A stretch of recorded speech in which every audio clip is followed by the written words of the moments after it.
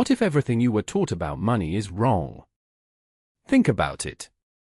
Most people spend 40 years working, earning, and trying to be responsible. They get up early. They work hard. They do what they are supposed to do. Yet many of them reach retirement and discover a painful truth: they don't have enough money. How can that happen? If hard work leads to financial security, then why do so many hardworking people struggle later in life? The answer is not usually laziness.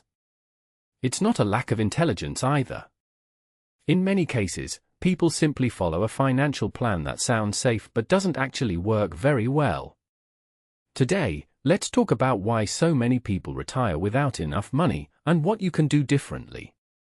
The reason this matters is simple. Retirement is not just about stopping work. It's about having freedom. It's about being able to choose how you spend your time. Maybe you want to travel. Maybe you want to help your children. Maybe you just want peace of mind. But if you reach retirement with too little money, your choices become limited. You may need to keep working. You may worry about every expense. And that stress can affect your health, your relationships, and your happiness. The surprising thing is that financial problems in retirement often begin decades earlier. Small decisions made in your 20s, 30s, and 40s can create very different results later on. Let's look at 3 important reasons why this happens. The first reason is that most people focus on income instead of wealth.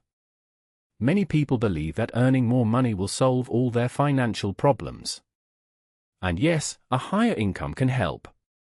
But income and wealth are not the same thing. Imagine 2 friends. Sarah earns a very high salary. She lives in a large house, drives an expensive car, and spends most of what she earns. Michael earns less than Sarah, but he saves and invests part of every paycheck. From the outside, Sarah looks richer. But 20 years later, Michael may have far more money because he kept building assets while Sarah increased her spending. This is a common mistake. When people earn more, they often spend more. Their lifestyle grows with their income. As a result, they never create enough long-term wealth.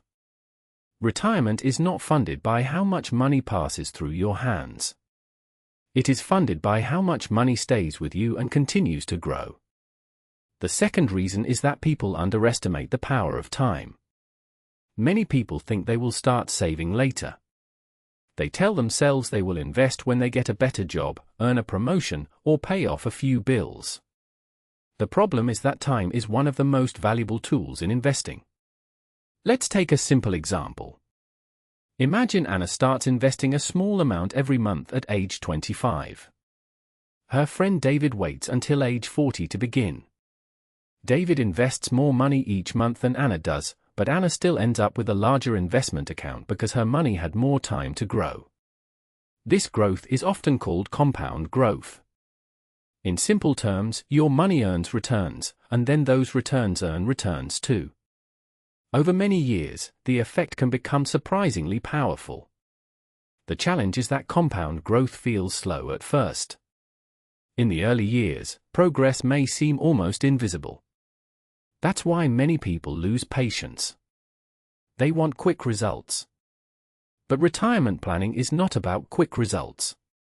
It is about consistent action over a long period of time. People often overestimate what they can do in 1 year and underestimate what they can do in 30 years.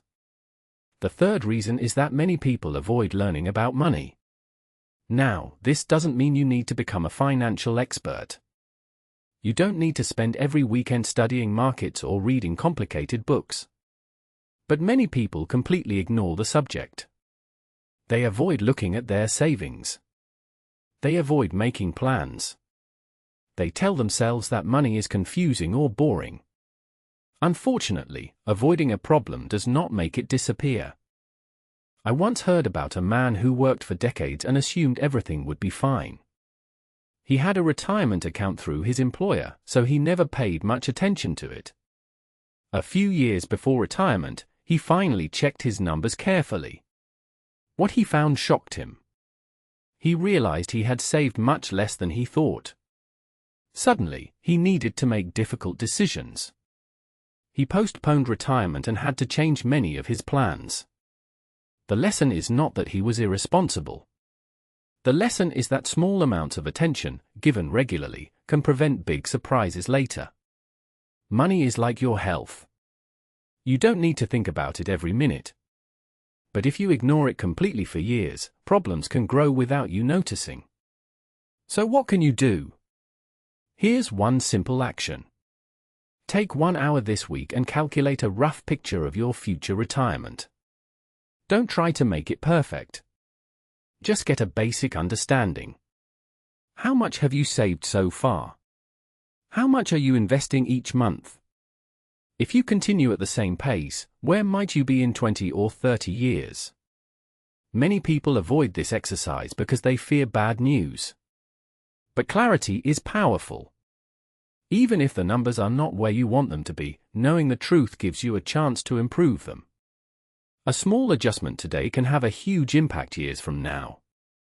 You don't need to become wealthy overnight. You don't need a perfect plan. You just need to start paying attention and make steady progress. Your future is being built by the choices you make right now, even the small ones. And here's the encouraging part: every day you delay is a lost opportunity, but every day you begin is a step forward. No matter where you are today, your financial story is not finished. The next chapter is still being written. And the decisions you make this week may matter far more than the mistakes you made years ago. So don't wait for the perfect moment.